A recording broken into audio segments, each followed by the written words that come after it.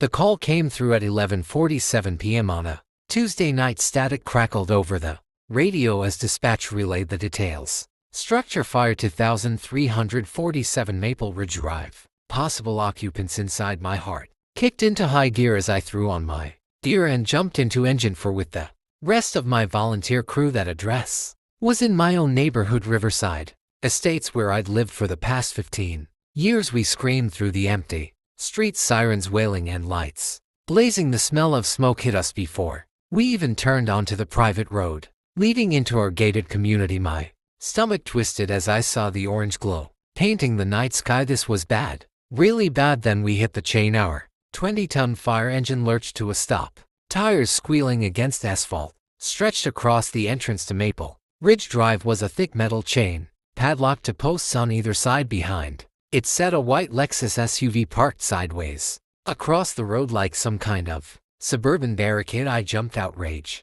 boiling in my chest. This was exactly what I'd warned them about. Behind me, Captain Rodriguez was already on the radio, his voice tight with controlled fury as he reported the obstruction to dispatch. The house was only 300 yards away, but it might as well have been 3 miles. With this barrier in our path. My name is Marcus Thompson and I've been a volunteer firefighter in Riverside Estates for 8 years. It's a small private community of about 200 homes, all governed by an HOA that makes North Korea look relaxed. For most of my time here, the HOA had been annoying but manageable. Then Karen hardly became president 6 months ago and everything changed. Karen was the kind of woman who measured grass height with a ruler and sent violation notices for mailboxes that were the wrong shade of black. She lived 3 houses down from me on Maple Ridge Drive in a massive colonial that she treated like her personal fortress. Within weeks of taking power, she'd implemented a dozen new rules, each more ridiculous than the last. But the road restrictions were the worst. She convinced the board to install locked chain barriers at every entrance to reduce what she called undesirable outside traffic. When I brought up emergency access at the monthly meeting, she'd waved me off with a dismissive laugh. "Oh please, Marcus," she'd said, examining her perfectly manicured nails. "Emergency services can just go around to the main entrance. We can't have random vehicles using our private roads as shortcuts."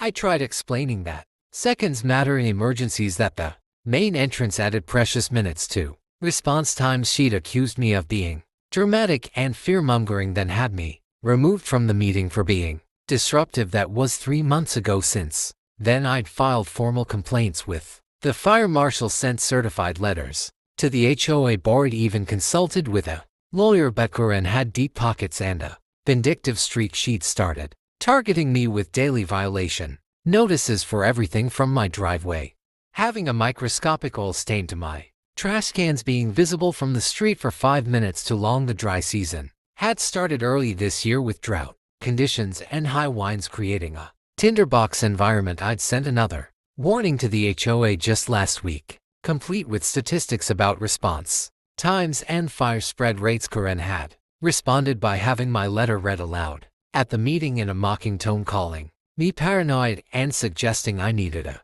hobby besides catastrophizing. Now as I stood there watching smoke billow into the night sky, her words tasted like ash in my mouth. Captain Rodriguez appeared beside me, bolt cutters in hand. "We're cutting it," he said grimly. "Every second counts." That's when the white Lexus's door flew open and out stepped Karen Hartley, herself wearing silk pajamas and a face full of rage. "What do you think you're doing?" she shrieked, pointing a manicured finger at the bolt cutters. "That chain is private HOA property. You have no right to destroy it, ma'am." "There's a structure fire," Rodriguez said, his voice strained with the effort of remaining professional. "We need immediate access. I don't care if the Queen of England is on fire." Karen snapped, positioning herself between Rodriguez and the chain. "This is a private road and you don't have authorization. There are proper procedures to follow." Behind us I could hear the second engine arriving, followed by the ladder truck. The radio chatter was getting more urgent. The fire was spreading fast, fed by the wind. Every instinct screamed at me to shove this woman aside and cut the chain myself. "Karen," I said, stepping forward, "people could die because of your power trip. Move aside now or you'll be arrested for obstruction. She whirled on me with a sneer. Of course you're involved in this. Mark is still bitter about losing your little HOA election, aren't you? Well, I'm the president here, and I say you go around to the main entrance like you're supposed to. Rodriguez had heard enough. He keyed his radio and spoke clearly. Dispatch be advised, we have an individual actively obstructing fire suppression efforts at 2347 Maple Ridge Drive. Request immediate law enforcement assistance. 2347. Karen's voice suddenly wavered. That's, did you say to 347? Affirmative, Rodriguez replied, already moving toward the chain with the bolt cutters to 347 Maple Ridge Drive. Now step aside, ma'am. The color drained from Karen's face like water from a burst dam. That's my house, she whispered, her voice barely audible over the distant roar of flames. My daughter, she's homesick today. Oh God, that's my house. She spun around, fumbling in her pajama pockets for keys, her hands shaking so violently she dropped them twice. I'll unlock it right now, please. You have to save her. Miranda's in there. She's only 14. The transformation was instant and complete. The imperious HOA president became a terrified mother, sobbing as she struggled with the padlock. Her perfectly styled hair fell in her face as she yanked to the chain, trying to pull it free before she'd even gotten the lock open. Move, Rodriguez commanded, pushing past her with the bolt cutters. The chain snapped with a metallic shriek and our convoy roared through, leaving Karen standing in the road, her silk pajamas fluttering in the wind. The scene that greeted us was every firefighter's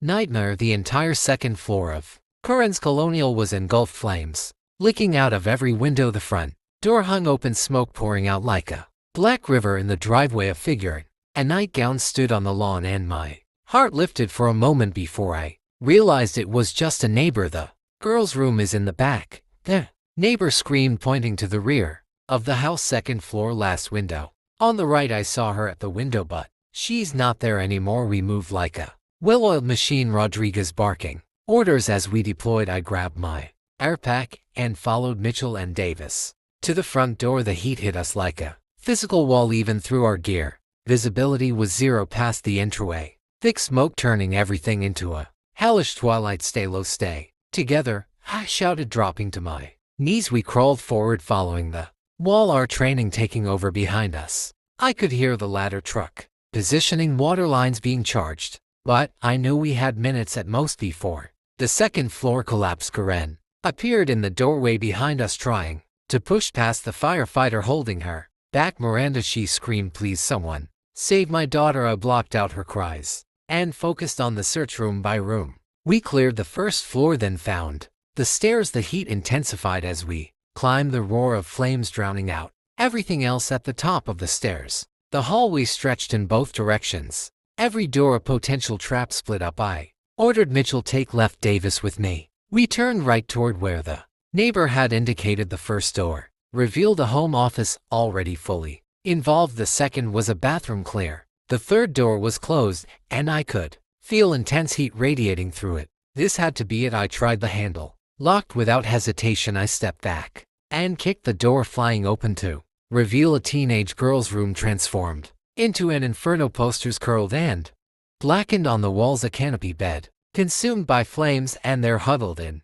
the far corner, was a small figure. I've got her, I yelled, rushing forward. Miranda was unconscious but breathing. Overcome by smoke, I scooped her into my arms, her body terrifyingly light, and turned back to the door just as a section of ceiling collapsed behind us, sending a shower of burning debris across the room. Davis led the way out, using his axe to clear falling timber. As we retreated, the stairs were starting to buckle, each step a gamble. We made it to the front door just as the upstairs hallway flashed over a rolling wave of fire that would have killed us all. 30 seconds later, I burst onto the lawn, Miranda limp in my arms, and immediately passed her to the waiting paramedics. They went to work with oxygen and 4 lines while I ripped off my mask, gasping in the cool night air around me. My brothers continued the fight, multiple lines now attacking the fire from all angles. Karen was there, instantly falling to her knees beside the gurney, sobbing her daughter's name over and over. When Miranda's eyes fluttered open and she weakly said, "Mom," Karen broke down, completely clutching her daughter's hand like a lifeline. It took 4 hours to fully extinguished the fire by dawn. The Hartley house was a blackened skeleton, water dripping from charred timbers. The investigation would later reveal the cause was electrical fault in the attic wiring that had smoldered for hours before erupting. With proper response time, we could have contained it to one room. The delay at the gate had cost them everything. Karen sat on the neighbor's porch wrapped in a Red Cross blanket watching the investigators work. She looked like she'd aged 10 years. Overnight, when she saw me approaching, she didn't sneer or snap. She just looked at me with hollow eyes. Marcus, she said quietly, I need to apologize, not just for tonight but for everything you tried to warn me and I let my pride, my need to control everything, nearly kill my daughter. I sat down beside her, too exhausted to feel vindication. Miranda's going to be fine, I said. That's what matters. The chain, she continued, staring at her destroyed home. It delayed you by 6 minutes, the fire chief told me. That's 6 minutes that let the fire spread from the attic to the entire second floor. 6 minutes that almost cost me everything. She was quiet for a long moment, then said something I never expected to hear from Karen. Hartley, I'm resigning as HOA president effective immediately, and I'll be recommending that all access restrictions be removed before someone else pays for my arrogance. 2 weeks later, at an emergency HOA meeting, Karen stood before a packed room. She looked smaller, somehow diminished by the weight of what had happened. Her resignation letter was brief and to the point, no excuses or blame shifting. She endorsed an emergency measure to remove all road barriers and implement the fire department's recommended access plan. The vote was unanimous. As the meeting concluded, I approached her with a small box. Inside was a 6-inch section of the chain we'd cut that night, still bearing scorch marks from where burning debris had fallen on it during the overhaul for your new house, I said quietly, a reminder that some barriers aren't worth maintaining. She took the box with trembling hands, tears streaming down her face. The room filed with HOA violations against her for the fire damage visible from the street totaled $12,000 in fines. Her insurance company, citing negligent obstruction of emergency services, denied her claim, leaving her with a $400,000 mortgage on a pile of ash. The state fire marshal's investigation resulted in criminal charges for reckless endangerment. Ultimately, plea bargained down to 3 years probation and 5,000 hours of community service with the fire department. Karen's expression as the judge read the sentence was one of complete devastation.